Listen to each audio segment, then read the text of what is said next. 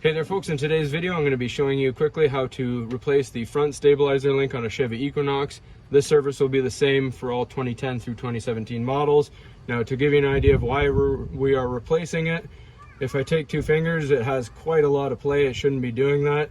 So we're going to go ahead and replace it, and we're actually going to be putting a Greasable unit in. I'll show you that in just a sec.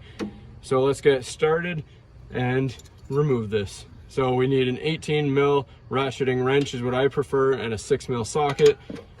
18 mil goes on, and there's a little hole in the stud right here. You can put your 6 mil in so it stops the stud from spinning, and we just remove it.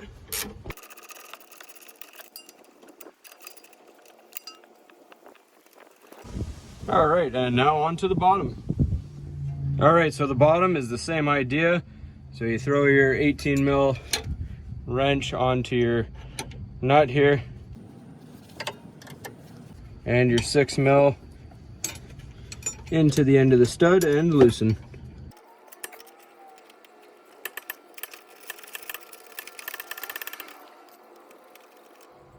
All right, so now your link will just pivot out of the top and the bottom just like that. So that's all there is for removal. We'll take you to the back of the vehicle. We have the new one in the trunk. We're just going to show you how to set up a Greasable unit. All right, so for this old OEM stabilizer link, you'll see an LH on it because we took it off the left hand side. The right hand side will have an RH on it. However, most suppliers of stabilizer links won't have an identifier on it.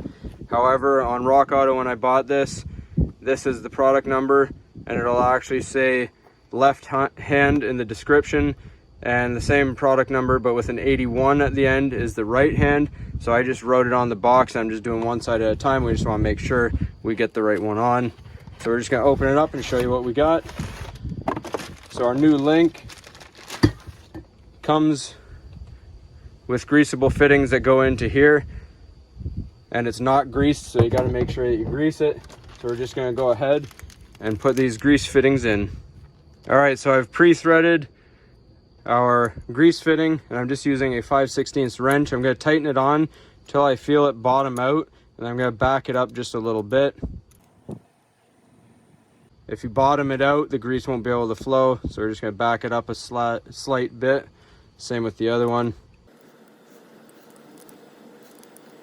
And then you just take your grease gun and grease it.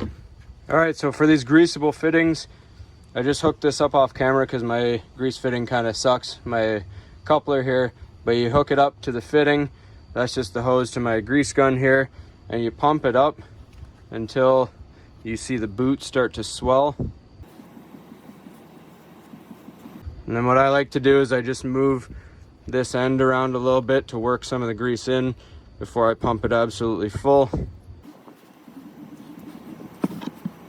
And give it a few more pumps. And you'll see the boot start to rise, just like that. If you look really close right here, there's a little bit of grease coming out. Once you see that grease coming out, that's when you want to stop. All right, so time to put our new stabilizer link on. The only difference, sometimes they may have a different fastener, so we don't have the 6 mil hex in the end of the stud anymore. Instead, we'll use vice grips on this little bolt here. And this fastener has changed from an 18 to a 17 mil socket. Other than that, the reinstallation is the same.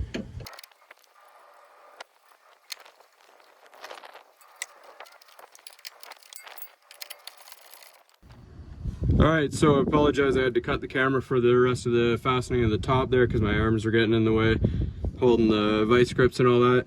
The bottom is the same. You may get lucky if the stud is stiff enough. You may not actually need it for the install till the end. So we're just going to need it a little bit. So we're just going to cut the camera and tighten this one up the rest of the way, and then we're good to go.